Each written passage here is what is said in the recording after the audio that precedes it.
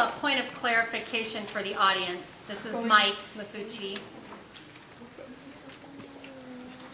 along with my team interpreters, Leah Sparks and Stephanie Zito. Oh, Dan needs that, but we're going to keep it on this side. All right, this is Mike.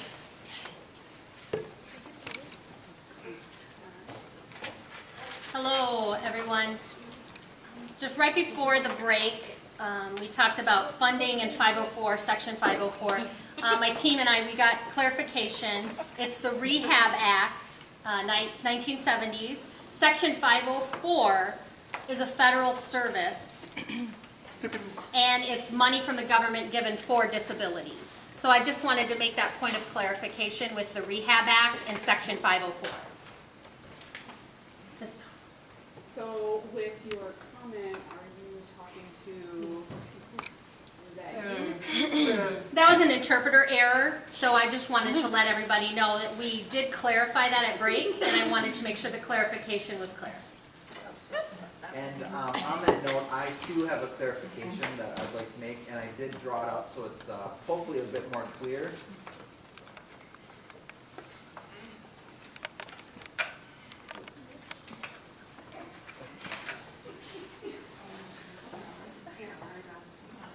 When I was talking about the ODHH and our structure, the state structure, and with the interpreters trying to interpret that, they just asked if I could clarify a couple points because they weren't clear, and so I did take some time here just to draw it out, which I think will help clarify our structure. So we have the state of Wisconsin, and we have the governor's office. And then we have secretaries of each cabinet directly under the governor. So DHS, Department of Health Services, is one of those cabinets.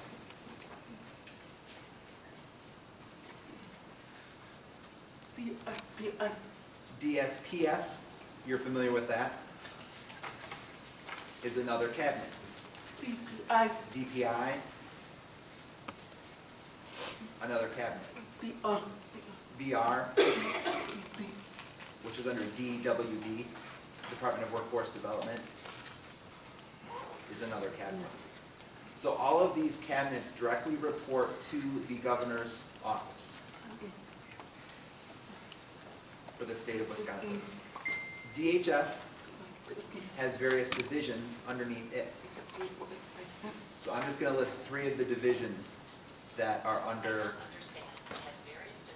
DHS for, just for the example. So DLTC, Division of Long-Term Care, is one of those divisions under DHS. DLTC will be moving to the Division of Medicaid Services.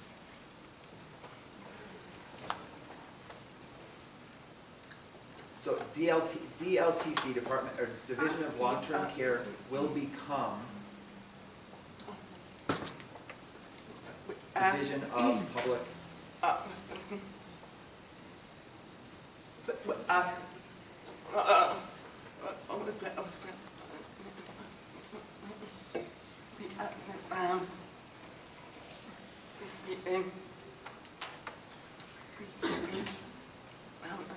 So DPH, Division of Public Health.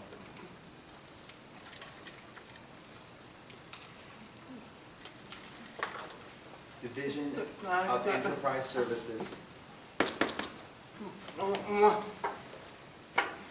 Those are all divisions. DLTC will be merging with another division.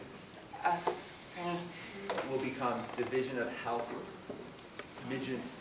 merging with Division of Healthcare. And will be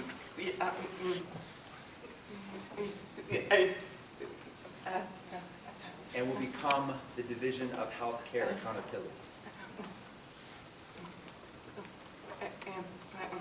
And ultimately, all of those divisions merging together will become the Division of Medicaid Services.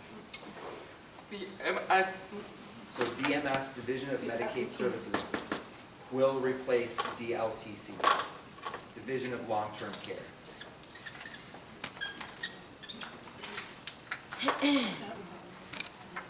So Division of Long-Term Care and Division of Healthcare Accountability will be merging to become DMS, Division of Medicaid Services. And our bureau, BADAR, which is the Bureau of Aging and Disability Resources, would be directly under DMS, but is moving to Division of Public Health. And then our office falls under BADAR.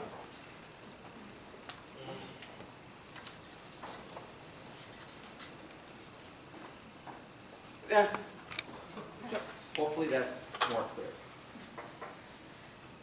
Any questions about our organizational structure and where we're moving? This will become effective this July, this move to Division of Public Health. Okay?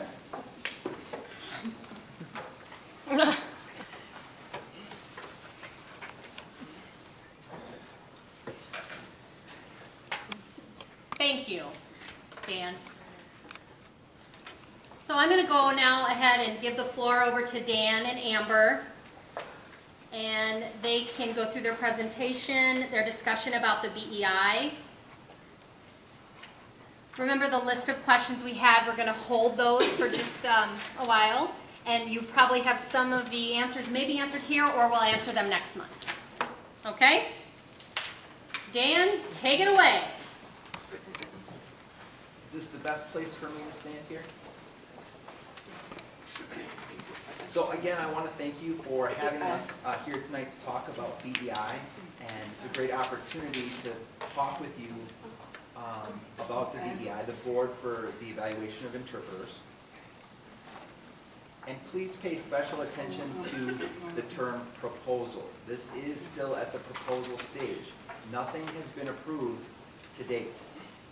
The proposal has gone up the chain, and we do have the green light to continue more investigation in terms of what the impact would be for implementing the BEI here in the state of Wisconsin. How it would impact the office, the residents, deaf community, and the field. And of course, looking at the stakeholders. So with that analogy, we're on the highway. We're on the highway, we're on the road, and we are driving. We're together. We're in the fifth gear. Not yet, but we're driving. We're getting to the fifth gear.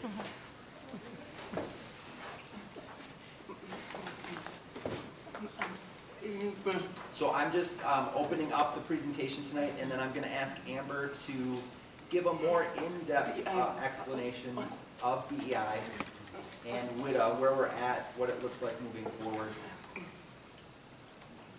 And then we can go into some of those questions that you had.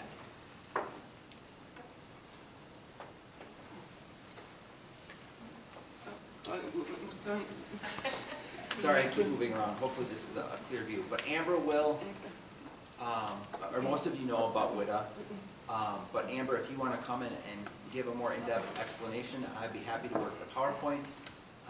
And we will be tag teaming this presentation to make sure that all the information is conveyed.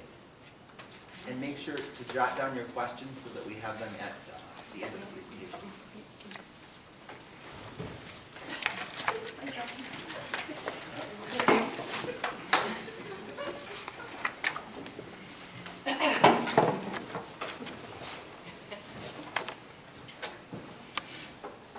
Okay, this is Amber. Thank you again for allowing us to come and present today about WIDA as well as BEI. It's wonderful to see all of you here and be out of the office. So, as you are probably very familiar with, we have been, I've been a participant of WIDA. Oh, yes. And I will be removing my scarf just for visual access.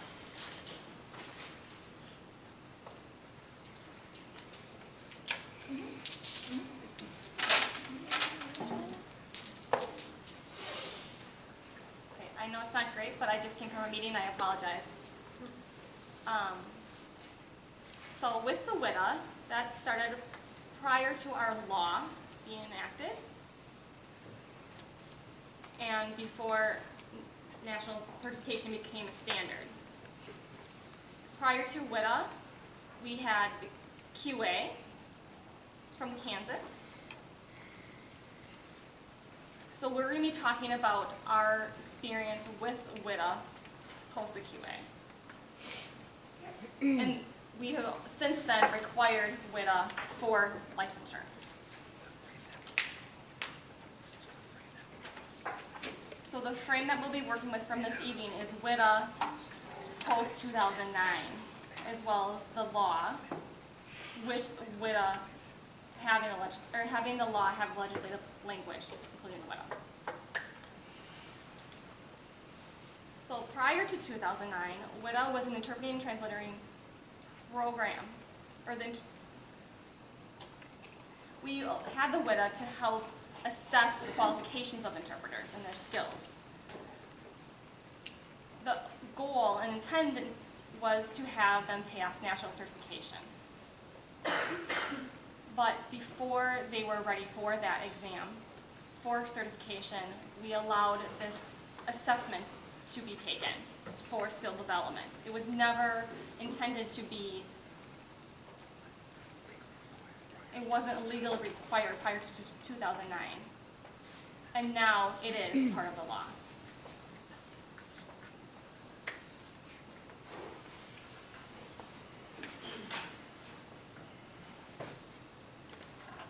So prior to 2009, we knew WITA as a program for interpreter verification or qualification. And then WITA became one of the methods for interpreter licensure. And that's how it was impacted within the 2009 Wisconsin Act 360.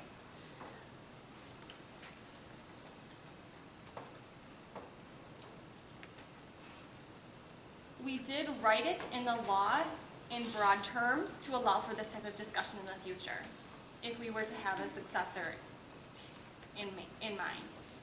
So that's the way it was intended to be written. The successor will be monitored or provided through DHS, provision of such entity.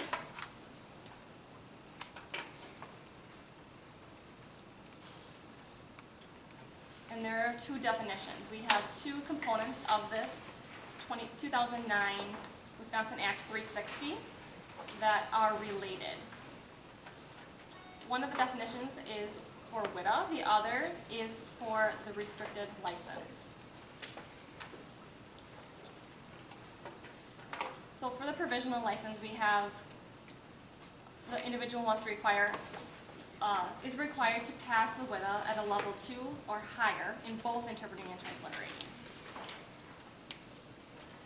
As Pam had mentioned prior, many of you may have known our WITA advisory board in the past, and we had gathered together to talk about WITA and how we can improve upon that obsolete testing system. We purchased it from Kansas. We've done updates since then from VHS to DVDs, as well as other things. Since then, Kansas has stopped providing that assessment in their own state. Other states have used the KQAS as well, and they did it in more of a panel interview format. Several years ago, I called Kansas to discuss their updates with their KQAS in terms of how we can update it. And they pretty much said they're done. They're not updating it at all anymore.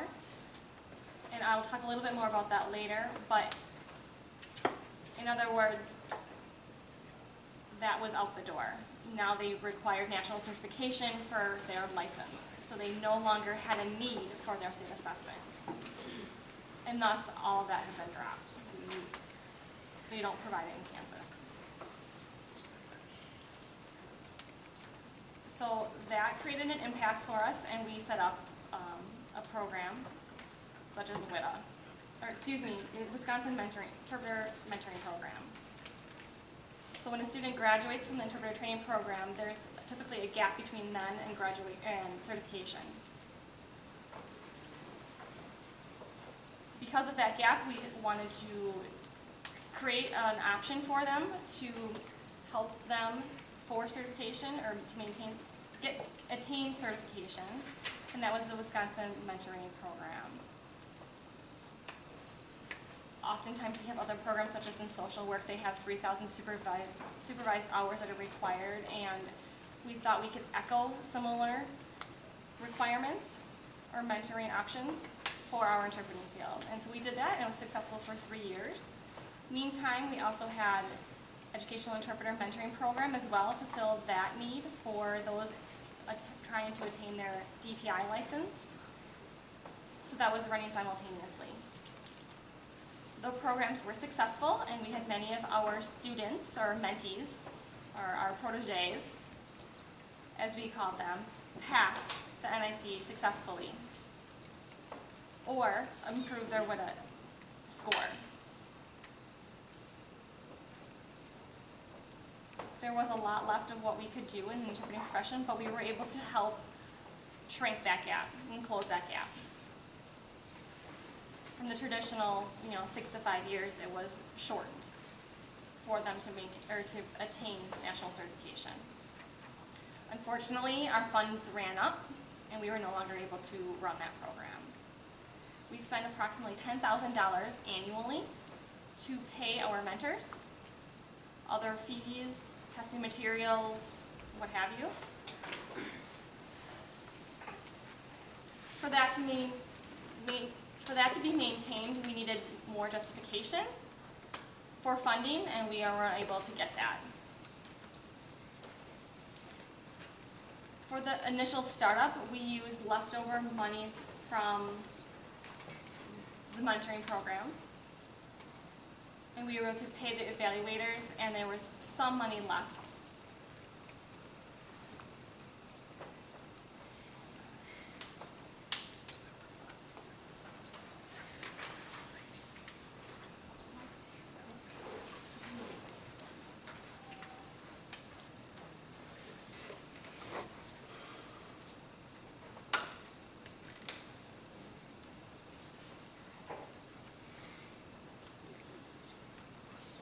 So funds from the fees of WIDA were used to help offset the cost of the mentoring program.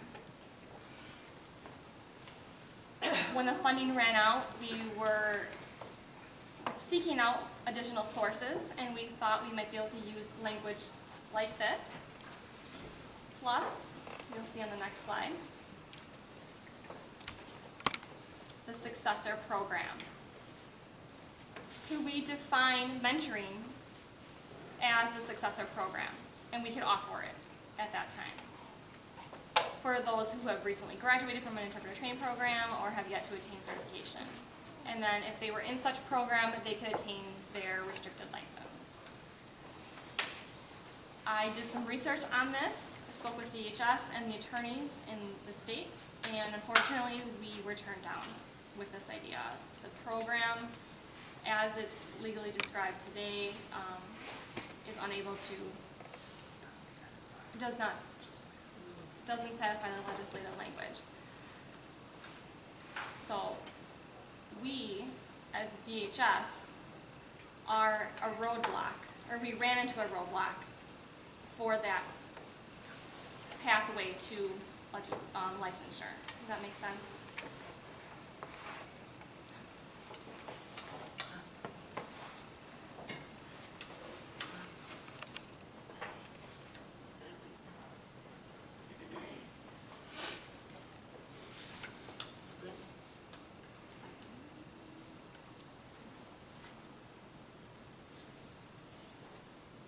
We've developed a more robust mentoring program proposal that we passed forward. So if we were to have an exam for recent graduates prior to entry into the mentoring program, we were questioning if that would satisfy this statement of transliteracy assessment at level 2 or higher in both skill sets. The Office of Legal Counsel said possibly.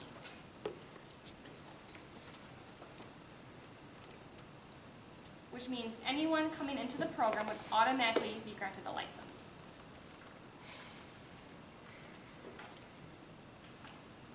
Which was not our intent. We wanted the screening examination prior to entry into the program, so it was not open for all. We wanted some sort of screening and assessment. And we'd have a limited number of individuals that were able to participate. I mean, right now, at that time, we only had 10 or 12 that were able to participate in the Wisconsin Mentoring Program. And therefore, it wasn't able to satisfy the needs of the entire state.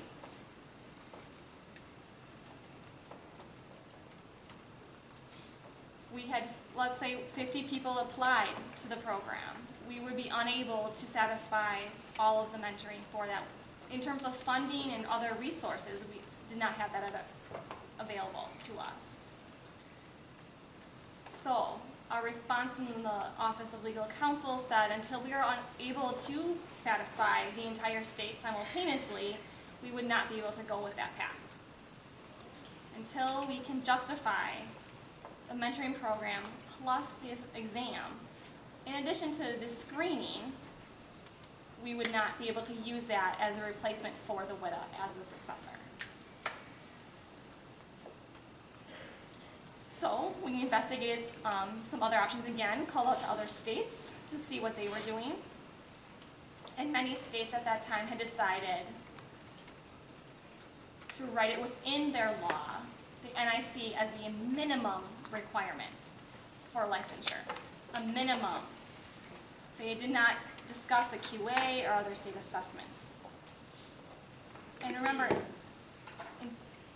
this was in 2010, and RID did have a higher pass rate for the national certification exam, so we thought this was attainable, which caused us to question if we should keep Wisconsin Interpreting Transliteracy Assessment as part of it, or if we should follow suit with the other states, just requiring, or minimally require national certification.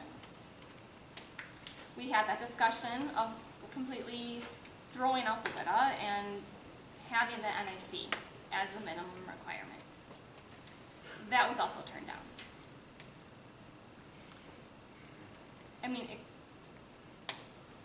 we were unable to terminate the provision of WIDA as a pathway for licensure because of the way it was written in the law.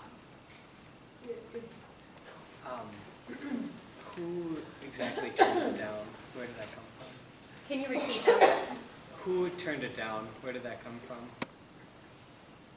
Who specifically?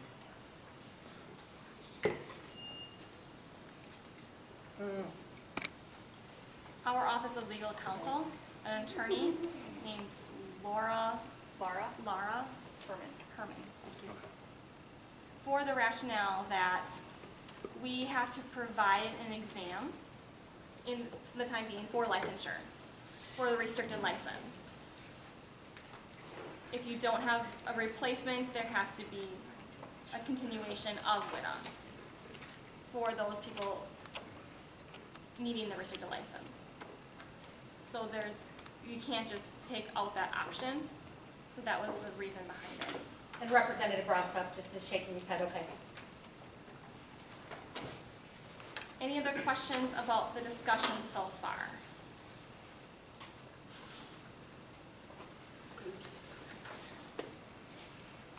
Nope, I'm good, Pam says. So again, we turned our eyes to other states to see the requirements that they had and what they were doing. We understand that we can't replace the WIDA's current stimulus material, but we could create our own. We also talked about that and what that might look like. Wisconsin has traditionally been a leader within the interpreting field, always. So we wanted to see if we could set forth again at pioneering the new exam. We looked into the costs associated with such process, as well as talking with our tech team at the department to borrow their equipment, some of their other resources and filming materials, which was not a problem. We also spoke with other testing requirements, other stakeholders to figure out how this would work. And we didn't have any barriers in those discussions or any roadblocks. Our limitations were who would be determining the validity of this exam. From a test that we would create, how would the validity be determined?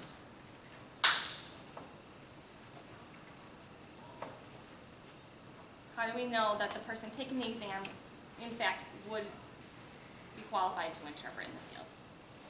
I called Texas because they had already gone through that process with the BEI, and they had said that it cost them $250,000 for them to create the initial BEI examination. They had testing fees, the diagnostics to determine the validity, and other fees associated with that. Here in Wisconsin, we have a license talking about WIDA. If something were to go wrong with that, we have to figure out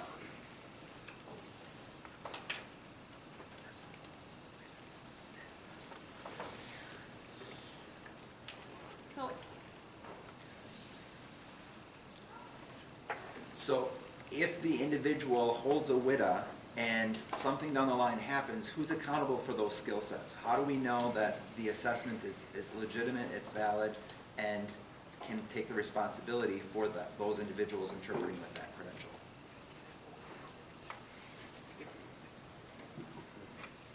So we were left with a proposal to DHS and trying to figure out if we could create our own test with the same level of validity